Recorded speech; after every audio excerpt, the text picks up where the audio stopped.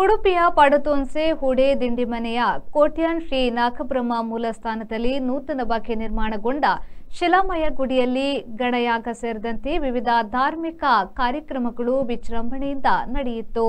ವೇದಮೂರ್ತಿ ಪಡತೋನ್ಸೆ ಕಂಠಿಗೆ ಮೋಹನ್ ಭಟ್ ಅವರ ನೇತೃತ್ವದಲ್ಲಿ ಶ್ರೀ ನಾಗಬ್ರಹ್ಮ ಕ್ಷೇತ್ರಪಾಲ ರಕ್ತೇಶ್ವರಿ ನಂದಿಗೋಣ ಬೊಬ್ಬರಿಯ ದೇವರ ಪುನರ್ ನವೀಕರಣ ಜೀರ್ಣೋದ್ಧಾರ ಪುನರ್ ಪ್ರತಿಷ್ಠಾ ಬ್ರಹ್ಮ ಕುಂಭಾಭಿಷೇಕ ಹಾಗೂ ಆಶ್ಲೇಷ ಬಲಿ ಹಾಗೂ ನಾಗದರ್ಶನ ಸೇವೆ ಮುಂತಾದ ಧಾರ್ಮಿಕ ಕಾರ್ಯಕ್ರಮಗಳು ನಡೆಯಿತು.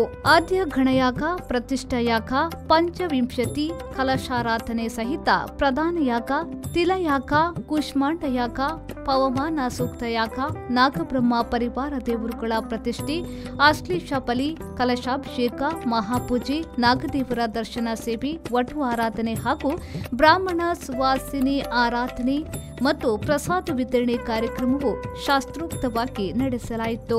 ಸಾನ್ವಿಯಂ ಸುವರ್ಣ ತೊಟ್ಟಂ ಬಳಗದವರಿಂದ ಭಕ್ತಿ ಸಂಗೀತ ಹಾಗೂ ಸುಗಮ ಸಂಗೀತ ನೆರವೇರಿತು. ತದನಂತರ ಕೋಟ್ಯಾನ್ ಶ್ರೀ ನಾಗಬ್ರಹ್ಮ ಮೂಲಸ್ಥಾನ ದಿಂಡಿಮನೆ ಇವರುಗಳು ನೀಡಿದ ಸಾಕಾರವನ್ನ ಪರಿಗಣಿಸಿ ಅಭಿನಂದನೆ ಹಾಗೂ ಗೌರವಾರ್ಪಣೆ ಕಾರ್ಯಕ್ರಮ ಹಮ್ಮಿಕೊಳ್ಳಲಾಗಿತ್ತು. ಮಧ್ಯಾಹ್ನ ಶ್ರೀಮತಿ ಜಯಂತಿ ದಿನೇಶ್ ದತ್ತನ್ ಧನುಷ್ ಅವರು ತಮ್ಮ ಸೇವಾರ್ಥವಾಗಿ ಅನ್ನ ಸಂತರ್ಪಣೆಯನ್ನ ನಡೆಸಿಕೊಟ್ಟರು.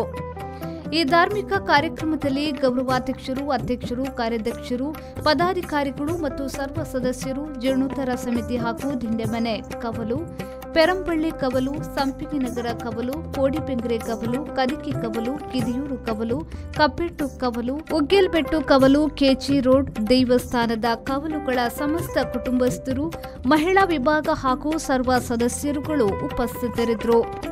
ಬ್ಯೂರೋ ರಿಪೋರ್ಟ್ ವಿ4 ನ್ಯೂಸ್ ಉಡುಪಿ.